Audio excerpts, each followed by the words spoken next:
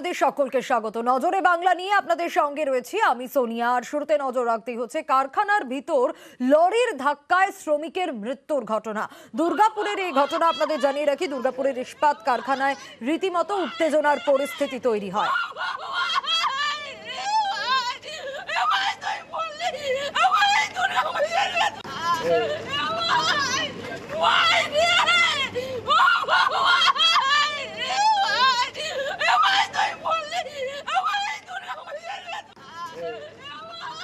দুর্গাপুরের ইস্পাত কারখানায় রীতিমতো উত্তেজনার পরিস্থিতি তৈরি হয়। দেহ লোপাটের অভিযোগও উঠছে কর্তৃপক্ষের দিকে।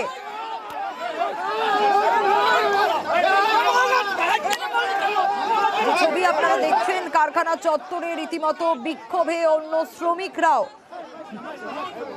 আরো বিস্তারিত জানবো, অর্পণ আমাদের প্রতিনিধি রয়েছেন আমাদের সঙ্গে। অর্পণ, কারখানার ভিতর লরির ধাক্কা শ্রমিকের মৃত্যু, অন্যদিকে দেহ লোপাটের একটা অভিযোগ উঠে আসছে, গোটা বিষয়টা একটু জানতে চাইবো।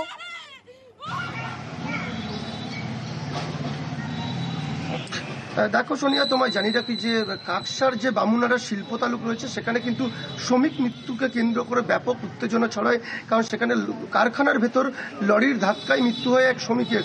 যেটা জানা যাচ্ছে স্থানীয় সূত্রে যে ওই এলাকার বাসিন্দা সুজয় বিশ্বাস, অর্থাৎ যে বামুনারা রয়েছে সেখানকারই বাসিন্দা স্থানীয় যুবক সুজয় বিশ্বাস, তিনি বেসরকারি এই ইস্পাত কারখানাটি যেখানে রয়েছেন সেই বেসরকারি ইস্পাত কারখানায় অস্থায়ী শ্রমিক হিসেবে কাজ করতেন এবং রাত্রিবেলায় ঘুমন্ত অবস্থায় লরির ধাক্কায় মৃত্যু হয়।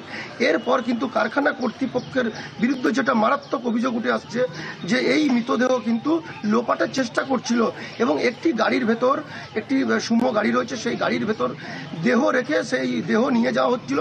সেই সময় কিন্তু স্থানীয় যারা রয়েছেন, এই কারখানা কর্তৃপক্ষের সঙ্গে তোমার কথা হয়েছে, কেনই বা এই দেহ লোপাটের অভিযোগটা উঠে আসছিল?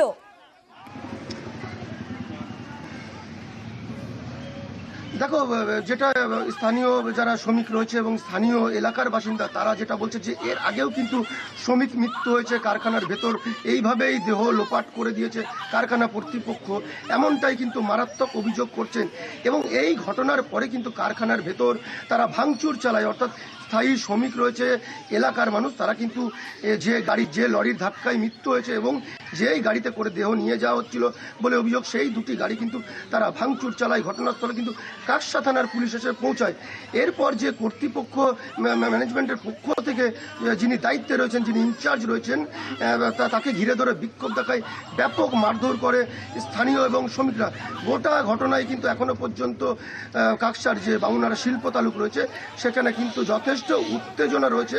কারণ তাদের একটা দাবি যে অবিলম্বে ক্ষতিপূরণ দিতে হবে মৃত শ্রমিকের পরিবারকে, এমনই দাবি তুলে তারা কিন্তু এখন। বেশ অর্পণ, বেশ, আপাতত ধন্যবাদ জানাবো।